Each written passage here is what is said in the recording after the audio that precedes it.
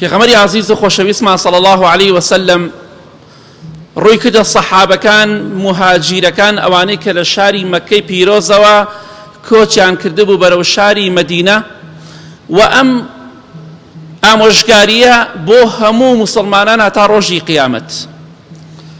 فەرمووی 5 سزا و عقوبە هەیە، 5 تاوان هەیە. داواکارم لە خوای گەورە کە ئەو تاوانانە تووشی ئێوە نەبێت. ئەگەر ئێوە تووشی ئەم تاوانانە بوون کە پەنا دەگرن بە خوای گەورە ئێوە تووشی نەبن.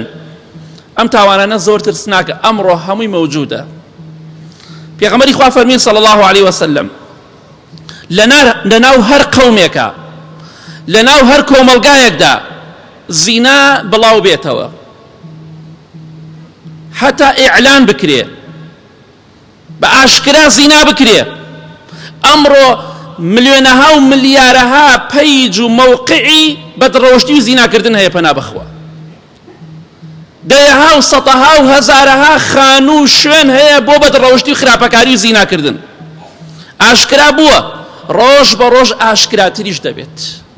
جا هەر قەومێک، هەر گەلێک موسڵمانان لە ناویاندا بە ئاشکرا زینا بڵاو بووەوە، زینا کرا، ئیلا خوای گەورە دوو عقوبەی گەورەیان دەدات. ئیلا فەشا فیه مطاعون والأوجاع. خوای گەورە تووشی نەخۆشی و دەرد و بەڵایان دەکا و تووشی برسێتی و قەیرانیان دەکات. تووشی نەخۆشیێکیان دەکات، ئەو نەخۆشیانە پێشتر نەبوونە. ڕۆژێ بە کۆرۆنا، ڕۆژێ بە نەخۆشیێکی تر، ئەمڕۆ پەنا بەخوا دەبینی ئاوڵەی مەیمون پەیا بووە کە لە ئەوروپا ئێستا حالیان بڵاو بۆتەوە، نەخۆشیێکی زۆر ترسناک.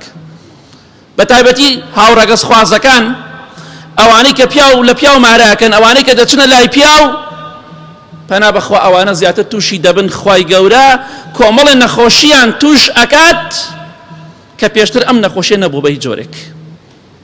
ئەمڕۆ تەنها ئەوەی کە ئەیبینین عقوبەکەی خوای گەورە بە چاوی خۆمان دەبینین، هیچ شتێکی نەماوە کە جێبەجێ نەبێت. نەخۆشی زۆرە، دەیەها و سەتەها نەخۆشی هەیە ئێستا حالیان بڵاو بۆتەوە. باو باپیری ئێمە و پێشتریش هەتا ئادەم پێغەمبەر سەلامی خوای لەسەر بێ ئەم نەخۆشیە باس نەکراوە. ئەمە عقوبەی چییە؟ ئەمە سزای زیناکردنە.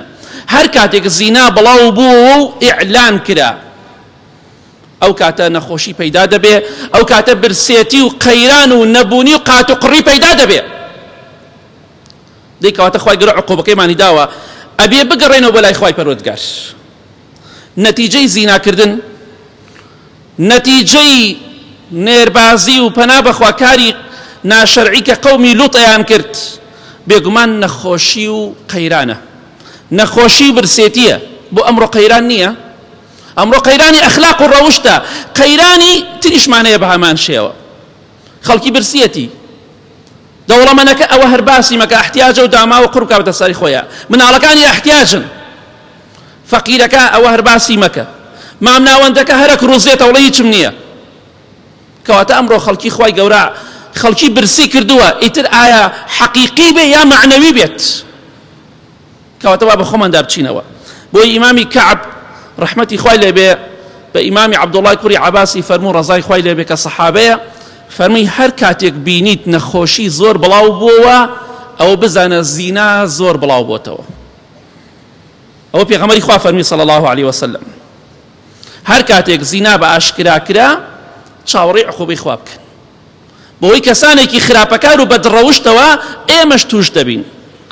جا هەر کاتێک سعری نرخی گۆشتی ئافرەت هەرزان بوو، گۆشتی حەڵاڵ گران دەبێت کە گۆشتی حەیوانە. هەر کاتێکیش ئەوکو ئەمڕۆ دەیبینین گۆشتی ئافرەتان هەرزان بووە، بەڵام گۆشتی حەیوان لە بازار دەیکری گران بووە، چونکە ئافرەت خۆی دەخاتە بەردەستی پیاوان و خراپەکاری دەکات. خۆوە نەبێت تەنها ئافرەتان خراپ بن، ئەگەر پیاوان شەریف بن ئافرەتان چیان پێکرێ؟ کەواتە با بگەڕێنەوە بەلای خوا، خوای گەورە عقوبەمان دەداوە، عقوبەشمانی داوە، خراپتریشمان بەسەرا دێنی ئەگەر نەگەڕێنەوە بەلای خوا.